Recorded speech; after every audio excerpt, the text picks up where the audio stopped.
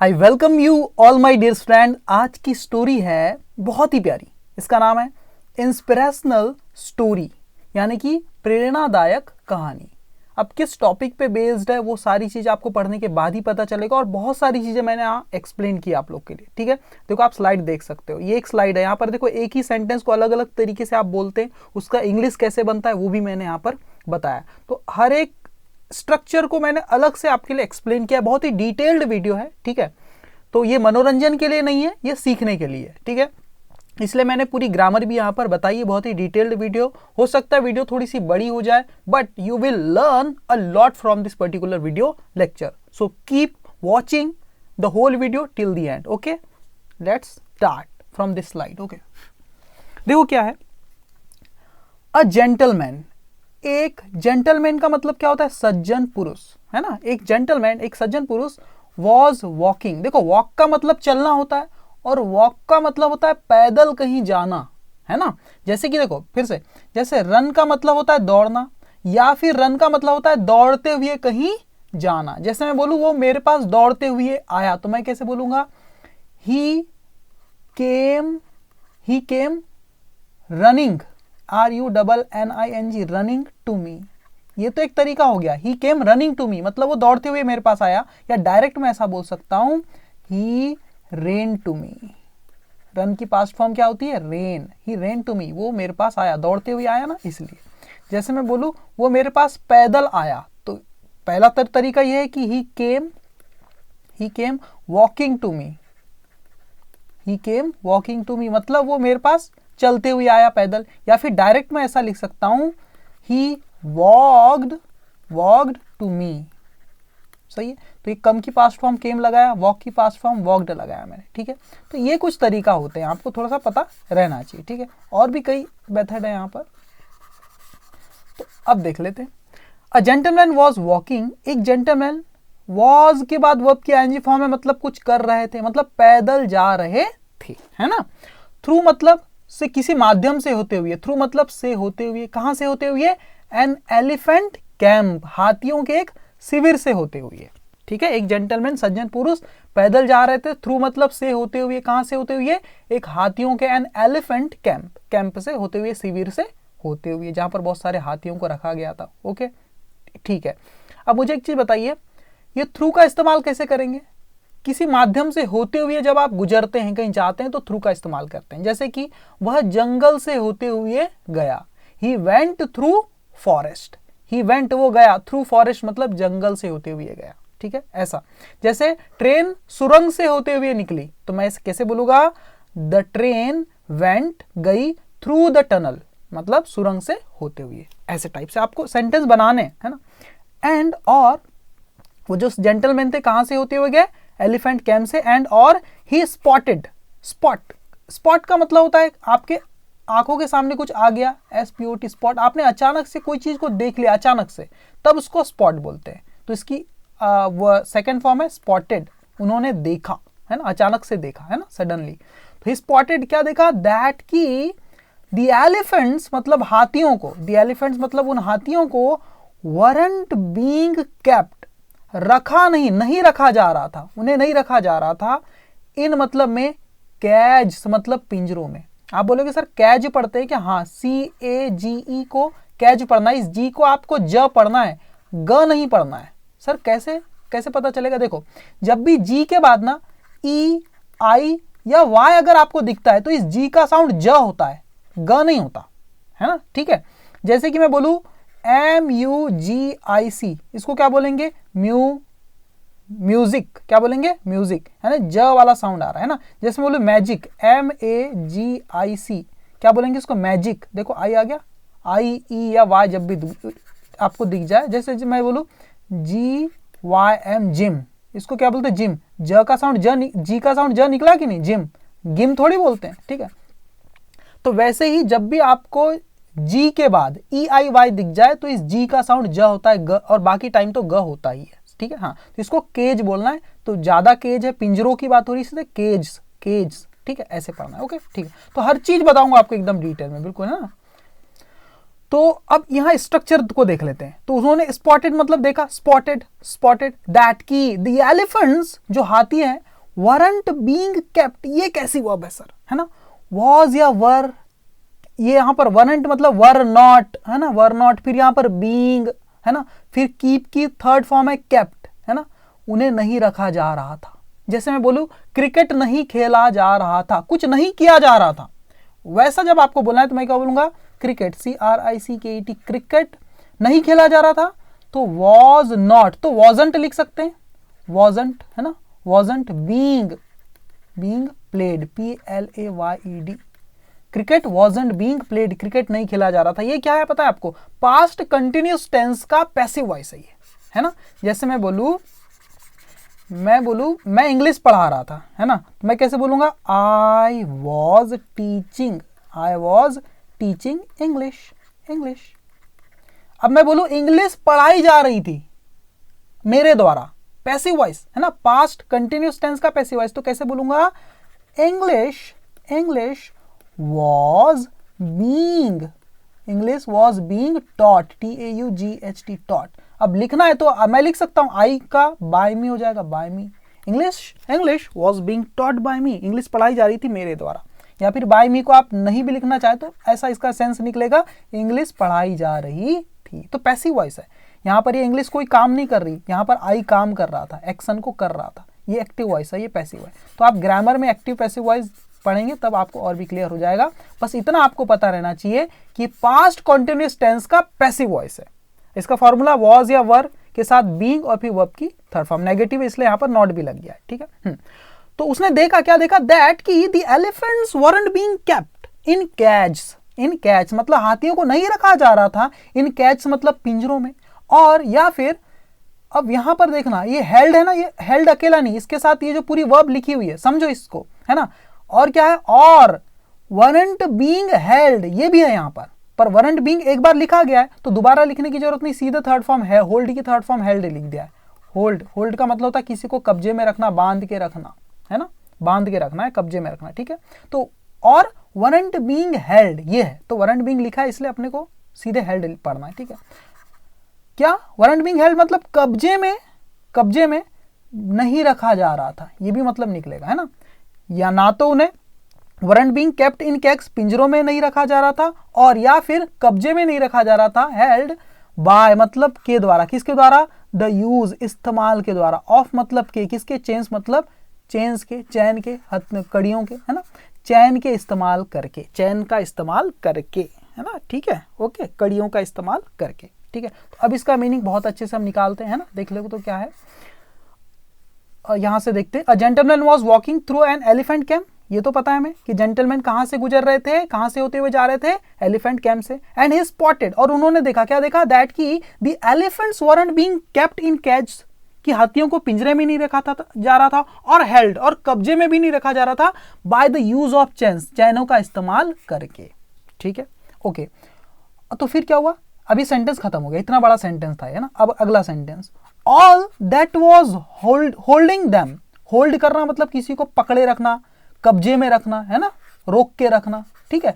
Hold back, hold के साथ back मतलब रोक के रखना किसी को, है ना, जाने नहीं देना, जबरदस्ती रोक के रखना, उसको बोलते हैं होल्ड बैक, है ना। तो किसको रोक के रखा जा रहा है, उसको आप बीच में भी लिख सकते हैं, देम, उन्हें, या फिर होल्ड बैक के बाद भी इस देम को यहाँ पर लिख सकते थे, कोई दिक्कत नहीं, फ्रेजल वर्ब बोलते हैं इसको, ठीक है। देखो ऑल मतलब वो सब, वो सारी चीजें, दैट वॉज होल्डिंग जो रोक कर रख रहा था, ऑल दैट वॉज होल्डिंग जो रोक के रख रहा था, दैम उन्हें, बैक, होल्ड बैक मतलब रोक के रखना, वो सब चीज कुल मिला के वो सारी चीजें जो उन्हें रोक कर रख रही थी ना, फ्रॉम एस्केपिंग, इसको एस्केप नहीं एस्केप पढ़ते हैं, ESCAPE उसकी आईएनजी फॉर्म है, इसको एस्केप नहीं एस्केप पढ़ना, एस्केप, है ना।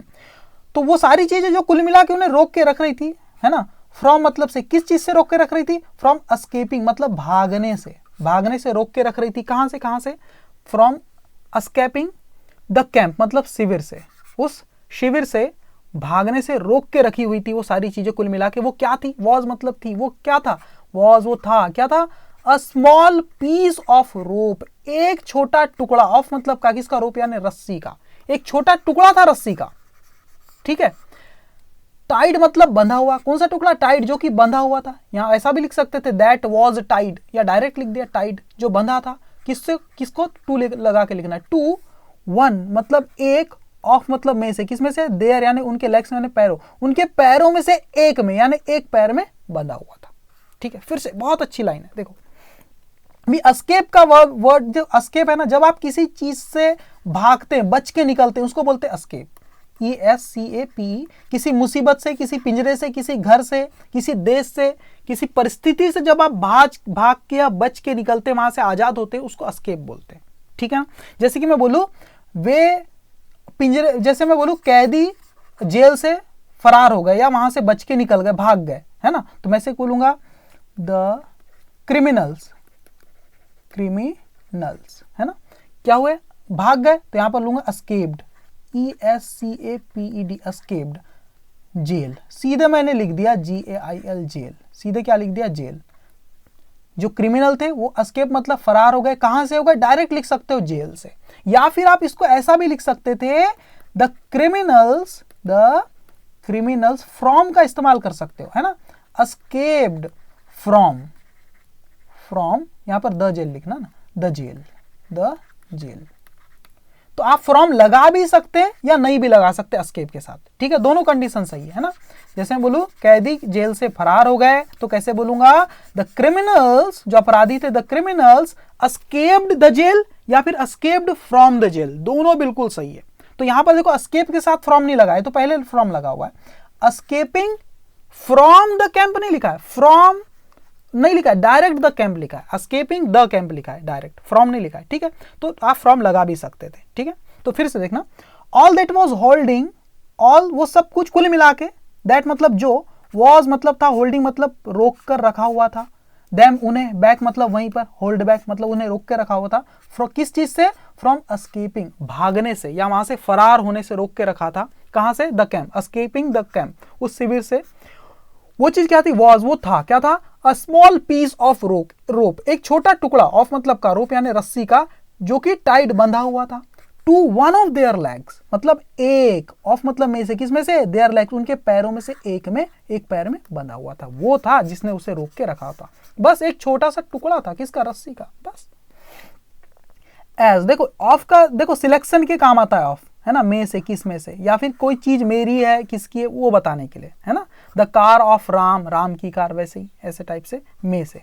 ठीक है, एज ज्यों ही द मैन उस आदमी ने, गेज्ड, देखो गेज्ड मतलब नजर डालना, कहीं पर नजर पड़ जाना, और किस पर पड़ गई, तो अपॉन लगा के लिखना है, पर, है ना, जैसे ही द मैन उस इंसान ने, गेज्ड मतलब उसकी नजर पड़ गई या नजर पड़ गई किस चीज पर, अपॉन पर, दी एलिफेंट्स हाथियों पर, ज्यों ही उस आदमी की नजर पड़ गई या उसने नजर डाली किस पर, दी एलिफेंट्स हाथियों पर, तो क्या हुआ, he was completely confuse, as the man, जैसे ही उस आदमी ने गेज्ड अपॉन द एलिफेंट्स, हाथियों पर नजर डाली, ही was completely confused, he was वो था, कंप्लीटली मतलब पूरी तरह से, कंफ्यूज मतलब भ्रमित था, कंफ्यूज था, क्यों था, एज टू की एज टू का मतलब यहां पर की, एक कंजंक्शन भी होता है एज टू, है ना, की वाई, क्यों, the elephants didn't just use their strength, कि जो एलिफेंट है डिडंट जस्ट यूज, वो इस्तेमाल क्यों नहीं किया उन्होंने, हाथियों ने,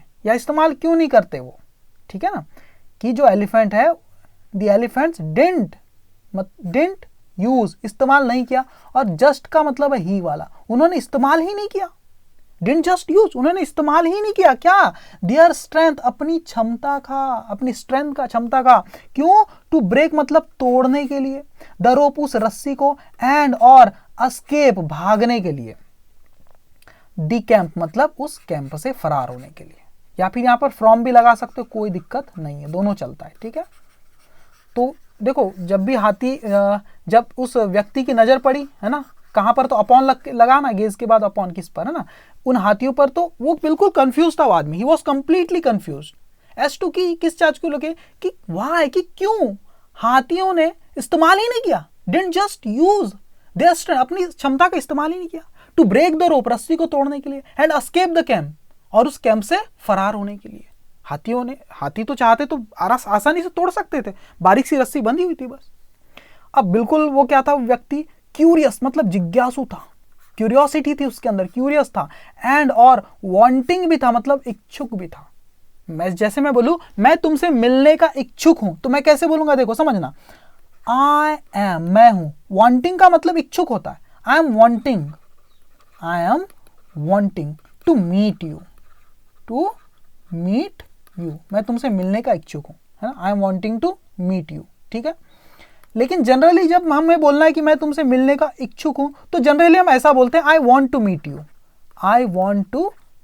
यू, ऐसे ही बोलते हैं जनरली, पर आप ऐसे ही बोल सकते हैं, आई एम वॉन्टिंग, मैं इच्छुक हूं। जैसे मैं बोलूँ मैं थका हुआ हूं, आई एम टायर्ड, मैं खुश हूं, आई एम हैप्पी, वैसे ही आई एम वॉन्टिंग, मैं इच्छुक हूं, वैसे ही। क्यूरियस, ये भी एडजेक्टिव है, जिज्ञासु एंड और वॉन्टिंग मतलब इच्छुक।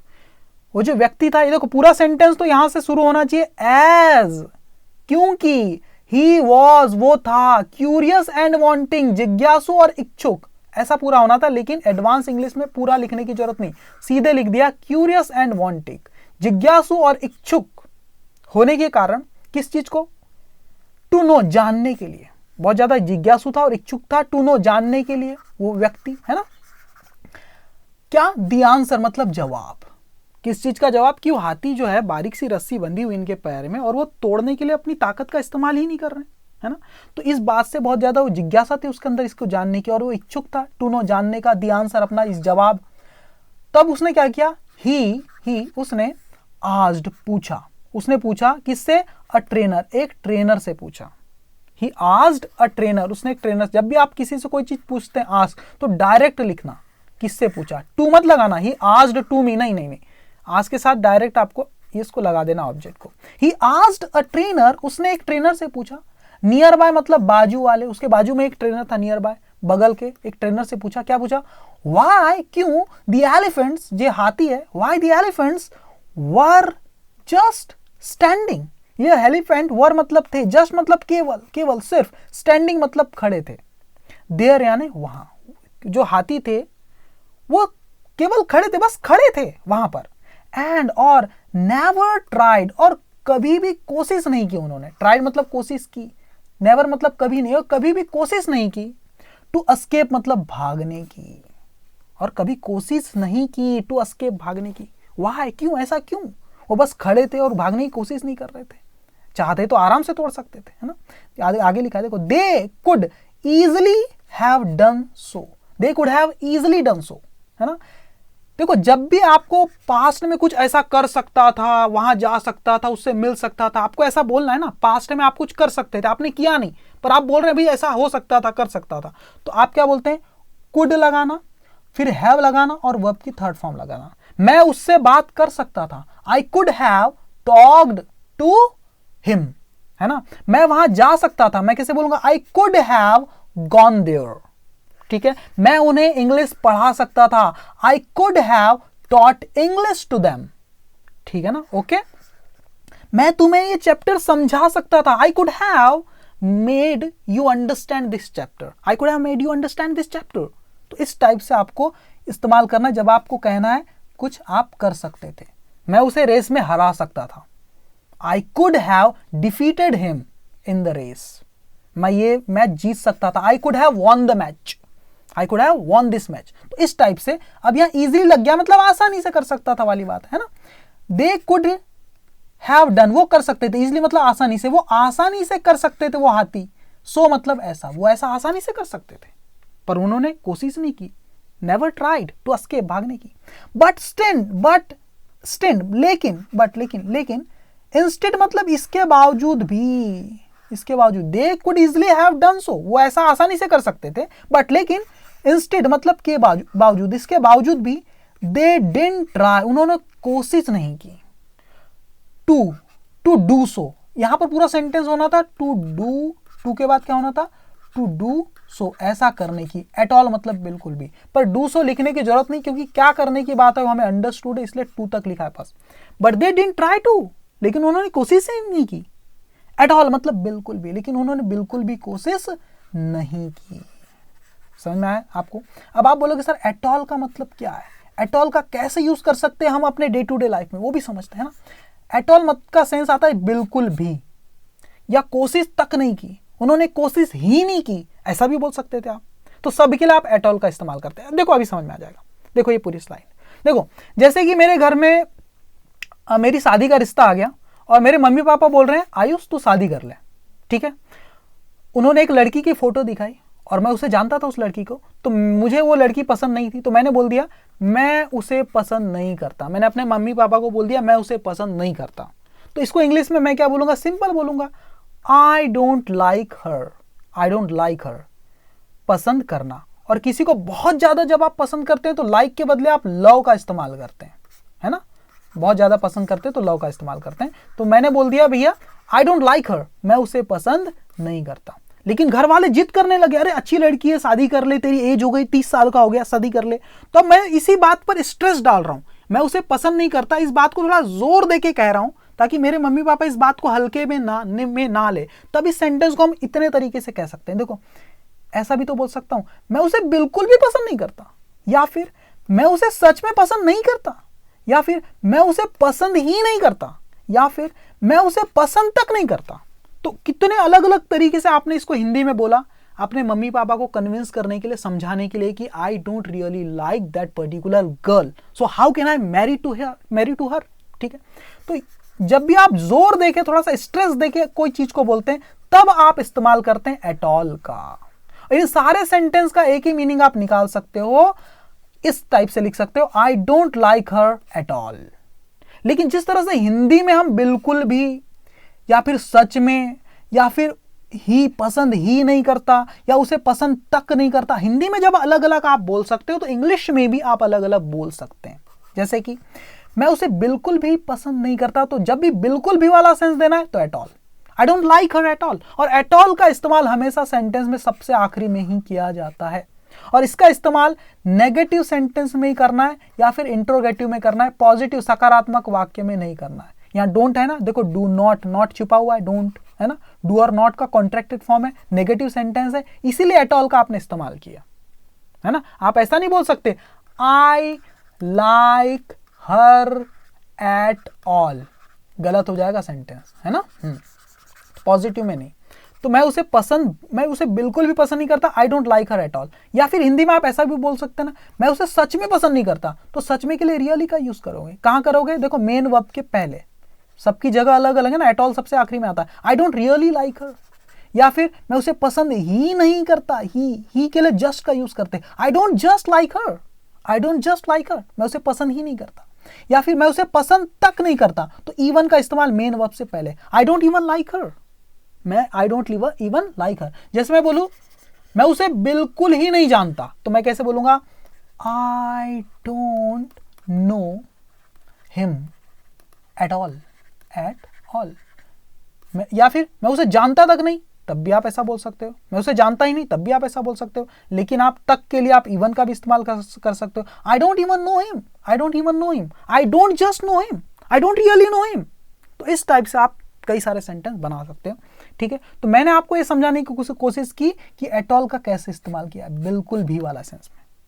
बट स्टेड, इंस्टेड मतलब के बावजूद, लेकिन इसके बावजूद भी they didn't try to at all, उन्होंने कोशिश नहीं की टू डू सो, यहाँ लिखा नहीं है लेकिन मीनिंग वही अंडरस्टूड है।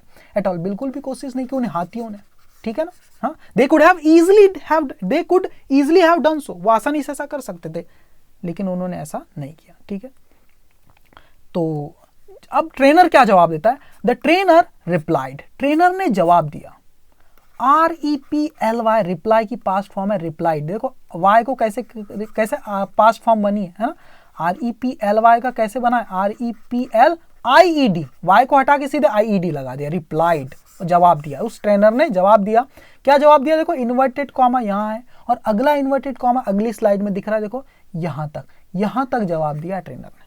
ठीक है। देखो क्या बोल रहा है ट्रेनर, व्हेन, जब, दे आर, अब वो प्रेजेंट टेंस की बात कर रहा है, व्हेन दे आर, जब वे होते हैं। आप बोलोगे सर आर का मतलब तो है होता है, हाँ इसका मतलब देखो आर इज एम आर जब मेन वर्ब बनते हैं ना, इसका मतलब होता है किसी का कुछ होना।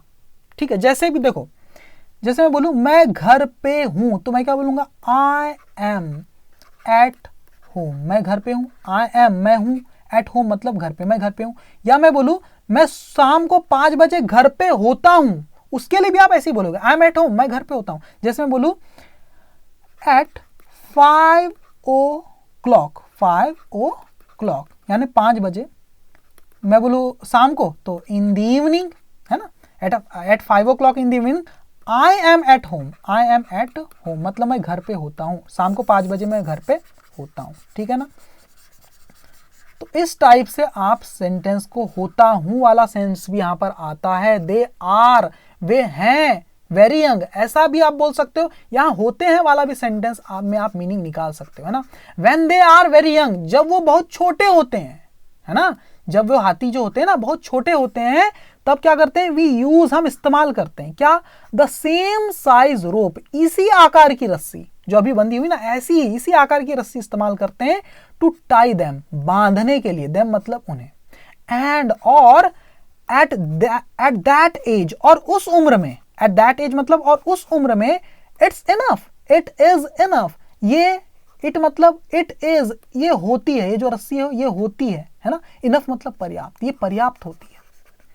क्यों, टू होल्ड मतलब रोके रखने के लिए, उन्हें बांधे रखने के लिए, देम यानी उन्हें, ठीक है। देखो when they are very young, जब वो बहुत छोटे होते हैं, we use the same size rope, हम इसी आकार की रस्सी का इस्तेमाल करते हैं, टू टाई देम, उन्हें बांधने के लिए, एंड और एट दैट एज, और उस उम्र में, it's enough to hold them, ये पर्याप्त होती है उन्हें बांधे रखने के लिए, उन्हें होल्ड करके रखने के लिए। एज जब ट्रेनर आगे क्या बोलता है, एज जब दे वे ग्रो अप, जब वो बड़े होते हैं, ठीक है ना। ये ग्रो अप का मतलब क्या होता है, बड़े होना, प्रेजेंट फॉर्म है ये, है ना, इसकी पास्ट फॉर्म क्या हो जाएगी, ग्रेव अप, और perfect third form grown up हो जाएगी, है ना।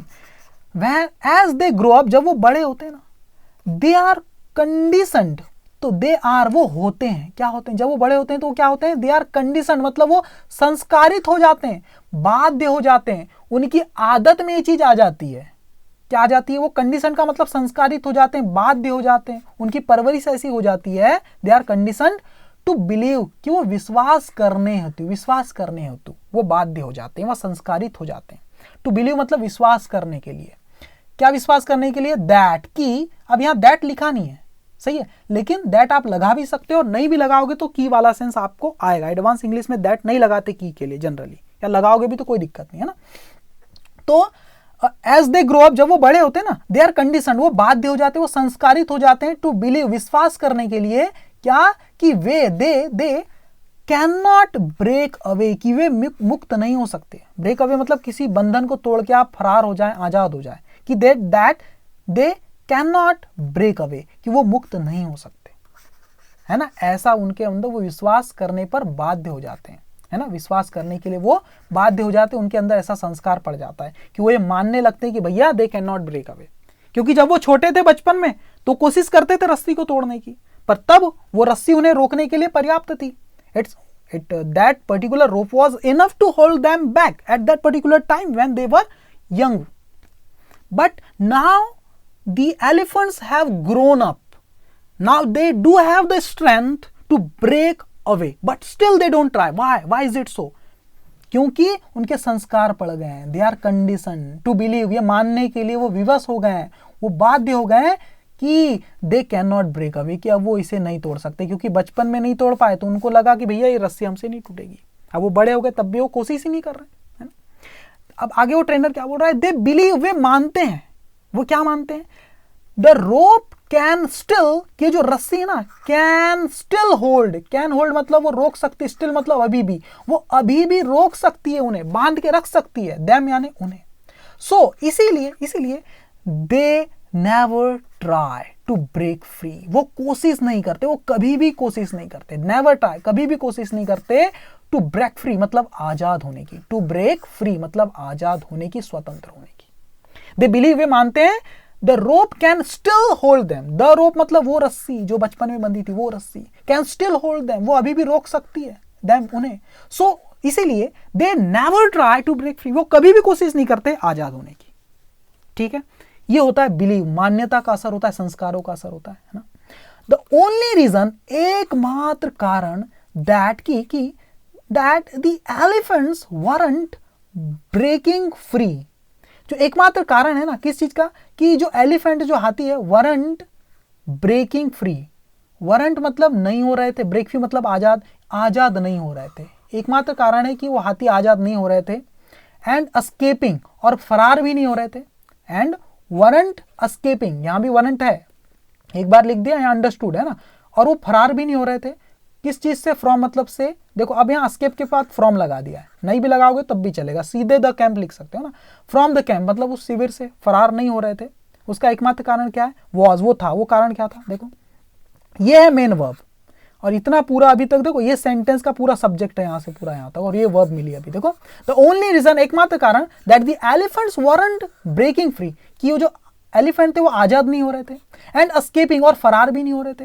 फ्रॉम द कैंप, उस शिविर से, उसका एकमात्र कारण वॉज, वो था, क्या था, वॉज था दैट की ओवर टाइम, मतलब समय के साथ साथ, समय के साथ साथ जैसे जैसे समय बीतता गया, दे अडॉप्टेड, उन्होंने अपना लिया, अडॉप्ट की पास्ट फॉर्म है अडॉप्टेड, उन्होंने अपना लिया था, क्या अपना लिया था, क्या अपना लिया था, द बिलीफ, ये विश्वास, द बिलीफ मतलब ये विश्वास, दैट की इट जस्ट वॉजंट पॉसिबल, ये जस्ट का मतलब ही वाला सेंस आ रहा है, इट जस्ट वॉजंट पॉसिबल, ये संभव ही नहीं था, अगर मैं जस्ट हटा दूं तो मीनिंग क्या निकल जाएगा, इट वॉजंट पॉसिबल, ये संभव नहीं था, और जस्ट लगा दिया तो थोड़ा सा जोर डाल के बोल दिया मैंने, ये संभव ही नहीं था, है ना, देखो ओवर टाइम क्या हुआ, दे अडॉप्टेड द बिलीफ, उन्होंने अपना लिया, द बिलीफ, इस विश्वास को, दैट की इट जस्ट वॉजंट पॉसिबल, कि ये संभव ही नहीं था, क्या संभव नहीं था, यहां से फरार होना, इस रस्सी को तोड़ के आजाद होना, एस्केप करना, ठीक है।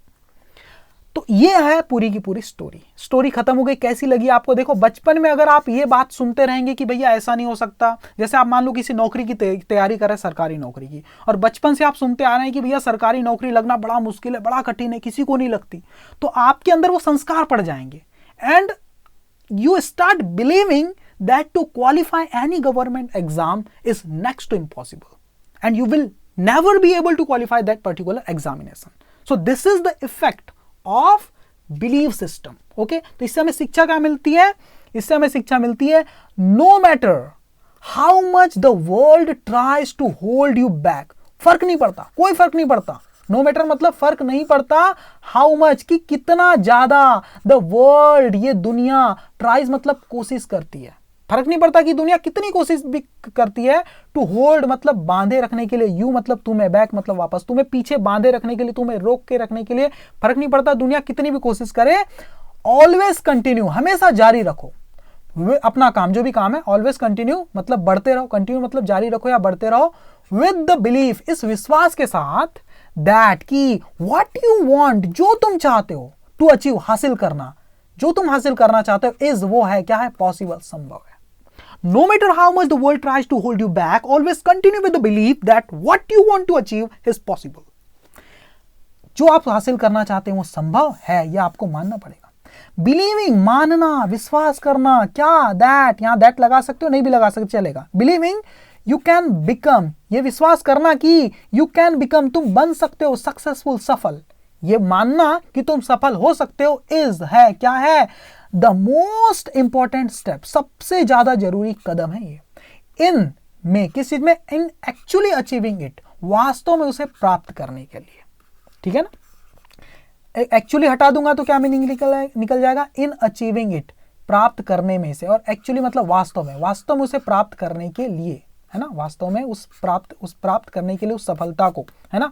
तो बिलीविंग ये मानना कि यू कैन बिकम सक्सेसफुल, कि तुम सक्सेसफुल हो सकते हो, इज वो है, क्या है, द मोस्ट इंपॉर्टेंट स्टेप, सबसे जरूरी कदम, इन एक्चुअली अचीविंग इट, वास्तव में उसे अचीव करने के लिए, उस सफलता को, ठीक है। तो स्टार्ट करना है आपको बिलीव से, अगर आप मानते हैं कि आप ऐसा कर सकते हैं तभी आप किसी चीज को प्राप्त कर सकते हैं, है ना। ड्रीम, बिलीव एंड अचीव, सबसे पहले सपने देखो, फिर विश्वास करो कि आप उन्हें साकार कर सकते हो, एंड देन आप उसे अचीव कर सकते हो, ठीक है। Dream, believe, achieve. तो कैसी लगी आपको story? Please let me know your view in the comment box, so that I could understand what else you want to need from me. Okay, so इतना ही कहना चाहूंगा, आप कमेंट बॉक्स में लिख के बताना आपको वीडियो कैसी लगी, है ना। Thank you very much my dear student.